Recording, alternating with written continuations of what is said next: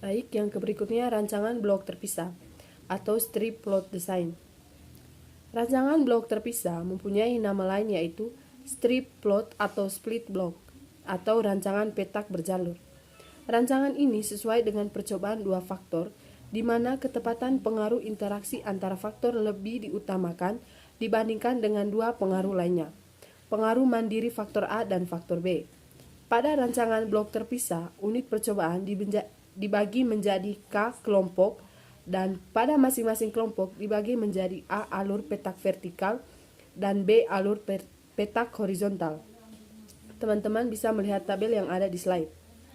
Ciri-ciri strip plot design. Yang pertama, mirip dengan rancangan split plot. Hanya saja pada strip plot, stub unit perlakuan ditempatkan dalam satu jalur yang tegak lurus terhadap perlakuan petak utamanya. Yang kedua, pada strip plot, faktor pertama ditempatkan secara acak di dalam jalur vertikal, sedangkan faktor kedua ditempatkan secara acak pada jalur horizontal. Yang ketiga, setiap jalur mendapatkan satu perlakuan faktor A dan satu perlakuan faktor B. Yang keempat, perhatikan tata letak dan pengacakan pada strip plot berikut ini untuk ukuran yang sama 5x4. Teman-teman bisa melihat tabel yang ada di slide. Yang berikut, pada strip plot, penempatan anak peta atau BZ berada dalam jalur yang sama pada keseluruhan petak utamanya atau A. Contohnya, pada strip plot, perlakuan B1 berada pada baris ketiga untuk semua petak utamanya, sehingga perlakuan subunit tersebut akan membagi kelompok dalam arah vertikal, atas dan bawah. Pengacakan RPB dilakukan dalam dua tahap, yaitu tahap pertama untuk mengacakkan taraf faktor yang akan dialokasikan pada petak utama atau main plot, sedangkan pengacakan pada tahap kedua untuk taraf faktor yang akan dialokasikan pada anak petak atau subplot dalam setiap petak utama tersebut.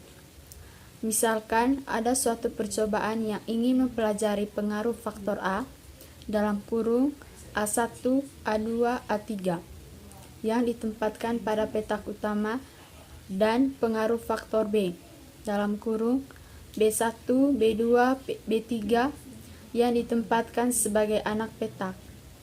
Percobaan akan dilakukan untuk dua kelompok. Yang pertama, tiap-tiap kelompok dibagi menjadi 3 bagian petak utama atau sesuai taraf faktor untuk petak utama. Misalkan, hasil pengacakan tahap pertama untuk alokasi faktor petak utama pada setiap kelompok adalah sebagai berikut. Kelompok 1, A1, A3, A2. Kelompok 2, A2, A1, A3. Yang kedua, bagi setiap petak utama menjadi 3 bagian anak petak atau sesuai dengan taraf faktor anak petak yang dicobakan. Alokasi taraf faktor anak petak ke dalam petak utama dilakukan secara acak. Kelompok 1,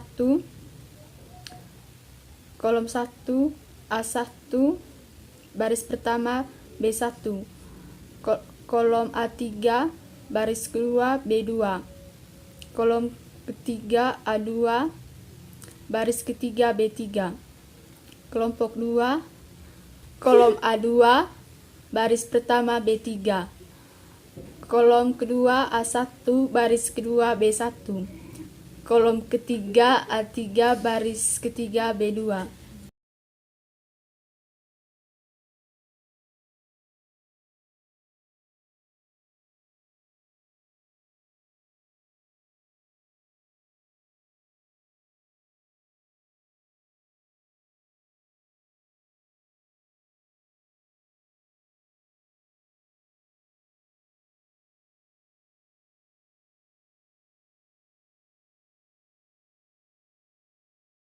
Yang berikut yaitu hipotesis. Yang pertama, pengaruh petak utama faktor A. H0 sama dengan A1 sama dengan titik sama dengan AI sama dengan 0, atau faktor A tidak berpengaruh terhadap respon yang diamati. H1 paling sedikit adalah 1I di mana AI tidak sama dengan 0. Yang kedua, pengaruh anak petak atau faktor B. H0 sama dengan B1 sama dengan titik sama dengan BJ sama dengan faktor B tidak berpengaruh terhadap respon yang diamati. H1 paling sedikit adalah 1J di mana BJ tidak sama dengan 0. Yang ketiga, pengaruh sederhana atau interaksi faktor A dengan faktor B. H0 sama dengan interaksi dari faktor A dan faktor B tidak berpengaruh terhadap respon yang diamati. H1 paling sedikit adalah 1IJ di mana AB IJ tidak sama dengan 0. Daerah kritis sama dengan F hitung lebih besar F tabel, H0 ditolak.